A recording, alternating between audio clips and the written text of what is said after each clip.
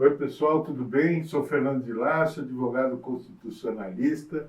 Não vim fazer discurso político, nem sou candidato. Eu vim falar de democracia, porque a nossa democracia está sob ataque há algum tempo. E só agora a sociedade, sentindo o risco de perdê-la, está se mobilizando em sua defesa. Porém, muitas dessas pessoas que querem democracia ainda não foram devidamente informadas que, além de votar, elas vão ter que trabalhar por isso. Porque para haver democracia de fato, um número muito grande de pessoas na sociedade tem que desempenhar um papel fundamental, que é o exercício constante da cidadania. Mas até onde eu posso perceber, pouca gente está bem informada sobre isso tudo. Se quiser ver, é só sair por aí perguntando assim na lata: o que é democracia? O que é cidadania? As pessoas em geral não sabem ou dão respostas confusas. E num momento tão crítico como esse para o país, é preocupante perceber que ainda existe tanta desinformação sobre o que é e como se faz democracia, sobre o que é e como se pratica a cidadania. Por isso, tentando dar uma forcinha para essa nova onda democrática, eu reuni algumas informações sobre democracia que todos deveriam conhecer, mas que pouca gente conhece. Essa apresentação que começa aqui tem o título de "Se você quer mesmo democracia, você vai ter que participar". E para não cansar ninguém com esse assunto tão sério, dividi essa explicação em pequenos blocos de 10 a 15 minutos cada. Bem rapidinho, você vai ver. Então, para quem está nos acompanhando nesse mergulho na democracia, bem-vindo, bem-vinda. Parto da premissa que existem dois grandes grupos da sociedade: o grupo dos cidadãos e cidadãs e o grupo do povão, ou massa amorfa, como alguns cientistas políticos tratam o povão. Massa amorfa, deixa eu explicar, é porque é uma massa de pessoas que não se move politicamente sozinha, mas que tende a se manter unida mesmo quando não sabe para onde está sendo levada. Qualquer semelhança com a boiada é mera coincidência. Em geral, são pessoas sem instrução política, pessoas que não exercitam o senso crítico diante da mídia corporativa, que não interagem politicamente no seu meio, enfim. Claro que não dá para calcular com exatidão, mas dá para suspeitar que o número de pessoas na categoria povão massa de manobra é esmagadoramente maior que o número de pessoas classificáveis como cidadãos e cidadãs. E não se constrói uma democracia com uma minoria esmagadamente menor que a maioria.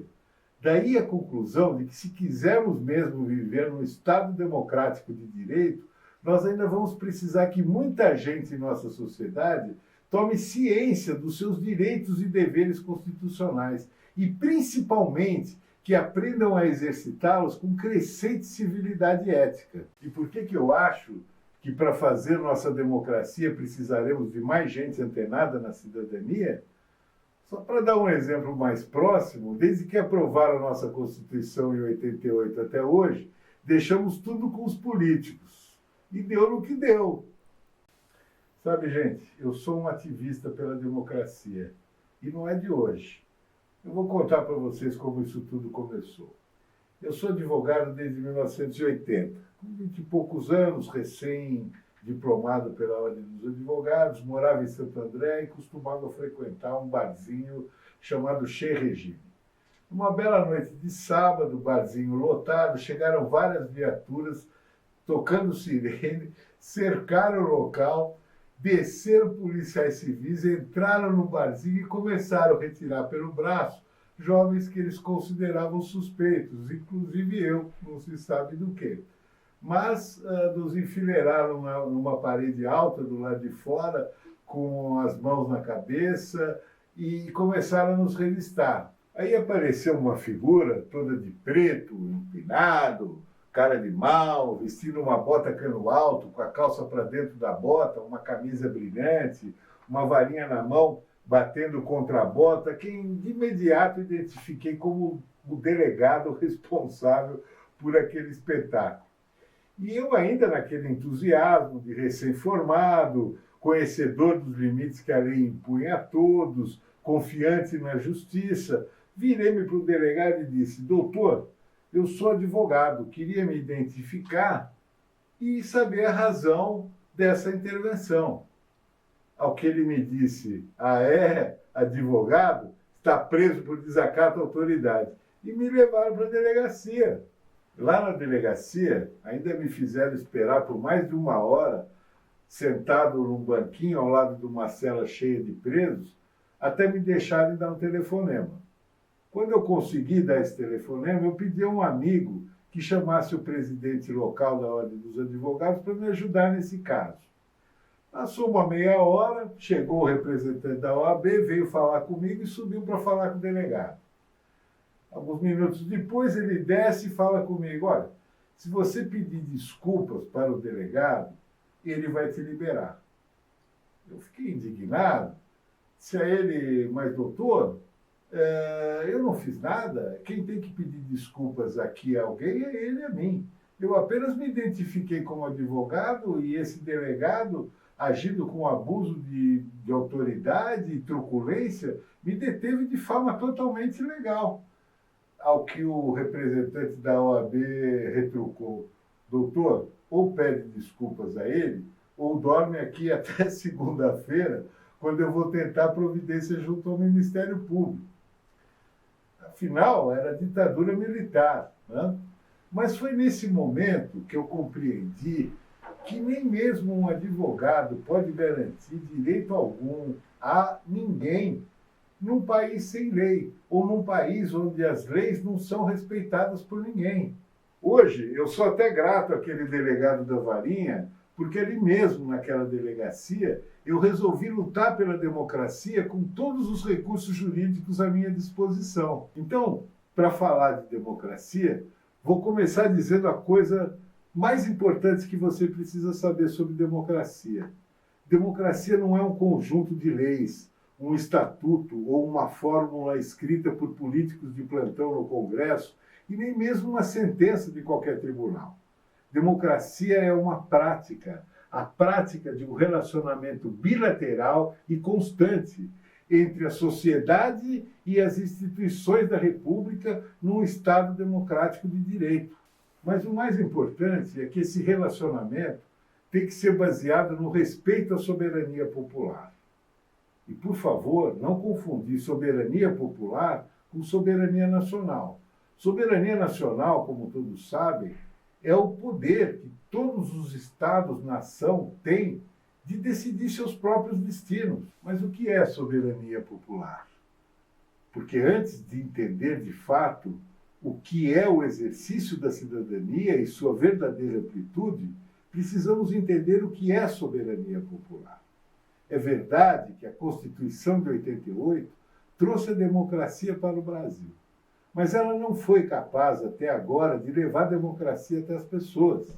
Porque, veja bem, o termo soberania vem do latim e significa poder supremo.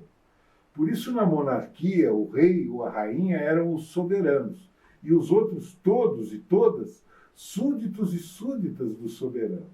Mas numa democracia é exatamente o contrário. O povo, a sociedade é que é soberana. E os súditos são todos aqueles que prestam ou devem prestar serviço a esse soberano.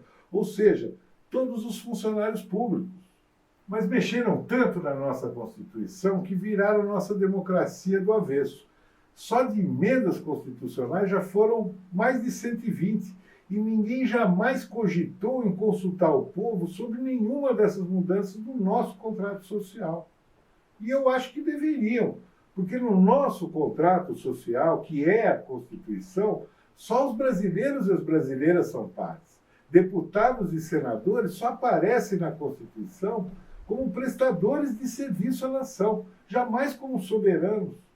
Mas hoje a gente sente na carne que esses serviçais públicos, o presidente da República, o procurador-geral da República, os presidentes do Congresso, os juízes superiores, tomaram o poder de fato e de súditos da democracia fizeram-se soberanos. E o povo, que era o soberano, também na democracia, passou a servir só para alimentar essa gente como um fiel e obediente súdito. Perdemos de vista que, na sua essência, Democracia é um sistema de decisão por votos, onde a maioria decide. Se há uma meia dúzia de pessoas que decidem tudo, o sistema pode ter qualquer nome, menos democracia. E você sabe do que eu estou falando. É muito simples. Se você está entre 5 pessoas e querem decidir de forma democrática onde irão aquela noite, como é que você faz? Quem decide? É isso. A soberania popular é a vontade da maioria. A soberania popular é tão importante para a democracia que ela foi consagrada logo no primeiro artigo da nossa Constituição, com aquela famosa frase que todo mundo conhece, mas que pouca gente sabe o real significado e amplitude, que é: todo o poder emana do povo, que o exerce por meio de seus representantes eleitos ou diretamente. Então alguém aí pode estar na dúvida, meio confuso, querendo me perguntar: mas Fernando, como é que a gente pode exercer o poder diretamente?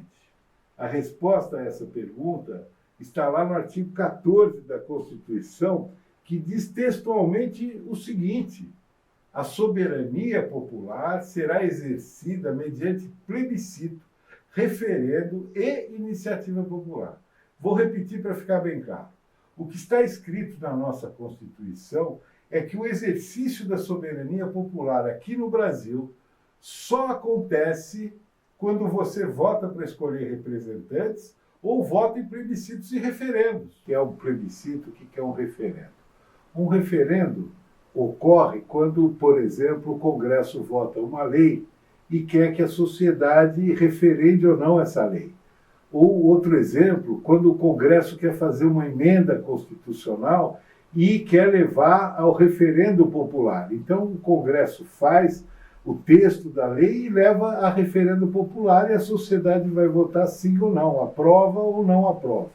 Já um plebiscito é quando a sociedade quer que alguma lei seja editada. Então, ela vota num plebiscito sim ou não, quero essa lei ou não quero a lei. Se a sociedade quiser a lei, o Congresso tem que votar e aprovar a lei, porque é assim que funciona a soberania popular. Mas quantas vezes nesses 34 anos da nossa Constituição democrática você foi chamado para votar em um plebiscito ou em um referendo? Umas 2 ou 3 vezes, no máximo? E uma delas ainda foi para referendar o Estatuto das Armas, que diminuía a quantidade de armas com as pessoas, não é? Daí veio uma maioria de deputados e senadores, chamada Centrão, e desrespeitando mais essa decisão da sociedade, viraram ela também do avesso, de forma que hoje qualquer pessoa pode ter mais de 50 armas militares na sua casa. Portanto, a essência do que se conhece por democracia é algo simples, e é só isso mesmo. A sociedade periodicamente votando para escolher representantes, para encaminhar os assuntos corriqueiros, e votando também em plebiscitos e referendos, sempre que necessário para decidir assunto de grande importância para a sociedade ou de crucial relevância para o país. Bom, gente, então até aqui já temos 2 pontos importantes sobre democracia que não podemos esquecer jamais. O primeiro, a soberania popular é o mais importante e fundamental princípio da democracia. Segundo, um país só poderá ser considerado realmente democrático quando sua sociedade puder exercitar livremente a soberania popular. Em outras palavras, uma democracia progressista como queremos só pode ser construída por cidadãos progressistas. E os verdadeiros cidadãos e cidadãs sempre vão estar querendo opinar nas decisões políticas mais importantes para o país, para o Estado ou para o município que vivem. Pensa bem, se você pudesse votar no referendo para mudar a Constituição e decidir se deputados e senadores podem ou não criar um orçamento secreto para distribuir bilhões de reais do nosso dinheiro para eles mesmos, o que você faria? Muito bem. No próximo bloco, nós vamos tratar de outras condições essenciais da democracia e sua relação com a civilidade ética e com a cidadania. Beleza? Te espero lá.